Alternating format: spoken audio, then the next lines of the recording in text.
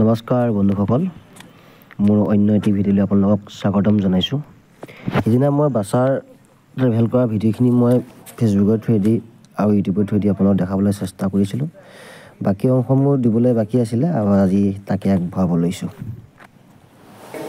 খানাটো কি দিছে? খানা দিছে তোমাৰ দালি, চব্জি অকণ, ভাজি, আচাৰ, ধুনীয়া মোবাইল কিবা এটা দিছে, পাপৰ দিলে, বাছ ধুনীয়া ভজা। তোমালোকে নাখালা, মই আৰামছে খাই দেখিছে আপোনালোকে যে আমাৰ গাড়ী চলাই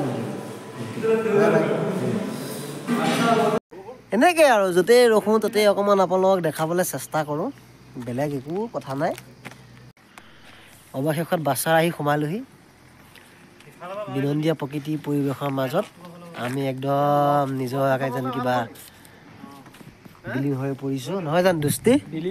বিলীন আৰু খোৱা বোৱা প্ৰাকৃতিক সৌন্দৰ্য আজি আমাক ভাতটো অকল ময়ে খালে নাখালে। যথেষ্ট ৰাস্তা পাতি ভাল, আলোচনা মাছ মজিয়াতে আছোঁ যিহেতু। আৰু আটাইতকৈ ভাল লাগিছে ইয়াতে গাড়ীবিলাক খুব চিজিলকৈ মানুহে পাৰ্কিং কৰি ৰাখে, খুব চিজিল। হাই আমি হুলস্থুল ইমান নাই। পাহাৰৰ টাউনখন অলপ মজাটো বেলেগ, আপোনালোকে পাহাৰত আহিলে বুজি পাব। সৰু হ'ব পাৰে কিন্তু সকলো বস্তু পায়, সা সুবিধা আছে, আগতকৈ যথেষ্টখিনি ভাল। আৰু আমি এতিয়া বাছৰ পৰা বিদায় ল'ব লৈছোঁ, গতিকে লগ পাম। গৈ থাকোঁতে যদি কিবা পাৰোঁ দেখাম, যিহেতু এতিয়া ঠাণ্ডা হ'ব হৈছে আৰু অলপ দেখাব নোৱাৰিম। গতিকে এতিয়া আমি ঘৰ অভিমুখে ৰাওনা হৈছোঁ। Bye bye Arunachal.